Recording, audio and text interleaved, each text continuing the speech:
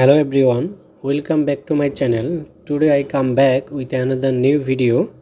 So আজকে আরও একটা নতুন ক্লাসে আপনাদেরকে স্বাগতম।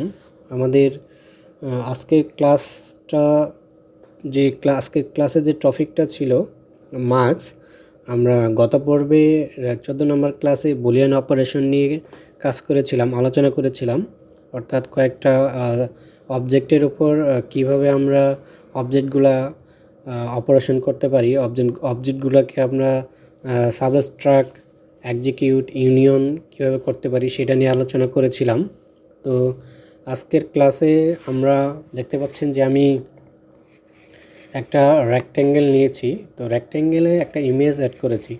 এই ইমেজটা কিভাবে এনেছি আমি গত পর্বে আপনাদেরকে গত যে টিউটোরিয়ালগুলো আছে সেই টিউটোরিয়ালে আপনাদেরকে দেখিয়েছিলাম যে এই ইমেজগুলো কীভাবে আপনারা রেক্ট্যাঙ্গেলে অ্যাড করতে পারেন বা ইমেজ কীভাবে অ্যাড করতে পারেন।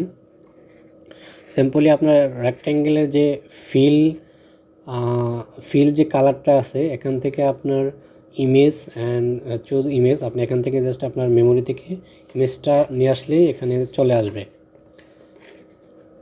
সো আমরা আরেকটা রেক্ট্যাঙ্গেল এখানে ড্র করে নেব।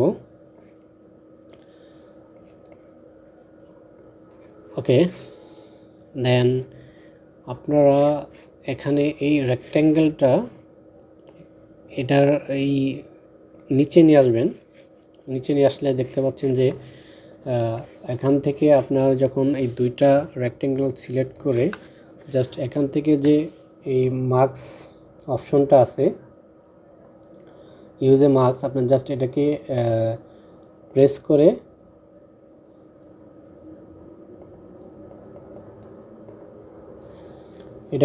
করে দেখতে পাচ্ছেন যে আমার পূর্বের যে রেক্ট্যাঙ্গেলটা ছিল, যে ইমেজযুক্ত যে রেক্ট্যাঙ্গেলটা ছিল সেটা কিন্তু হাইড হয়ে গেছে।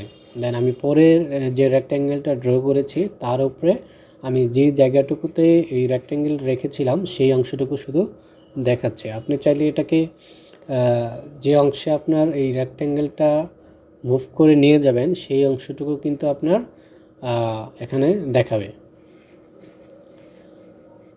তো এটাকে আপনি চাইলে বড় করে এবং ছোট করে সেই অংশটুকুকে নিয়ে আপনি এটার কাজ করতে পারেন। দেন আপনি যদি এই রেক্ট্যাঙ্গেলটাকে জুম ইন এবং জুম আউট বা রিসাইজ করেন, দেখবেন আপনার ওই পরের যে রেক্ট্যাঙ্গেলটা যেটুকু আপনি সিলেক্ট করে রেখেছেন সেই রেক্ট্যাঙ্গেলটার মধ্যে কিন্তু আপনার সেই ইমেজটা কিন্তু মুভ হতে থাকবে বা সেই অংশটুকু কিন্তু পরিবর্তন হতে থাকবে। ওকে, সো ডিফারেন্ট একটা অপশন। এটা নিয়ে আমরা যখন ডিজাইন করব, আমরা ওয়েবসাইট এবং মোবাইল অ্যাপসের জন্য যখন ডিজাইন করব তখন এই অপশনগুলো কাজে লাগবে। সো ওকে, আজকের ভিডিও এই পর্যন্তই। সবাই ভালো থাকুন, সুস্থ থাকুন।